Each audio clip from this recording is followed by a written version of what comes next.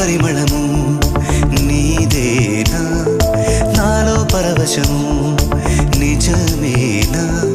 బొండు మల్లి పువ్వు కన్నా తేలికగు నీ సోకు రెండు కళ్ళు మూసుకు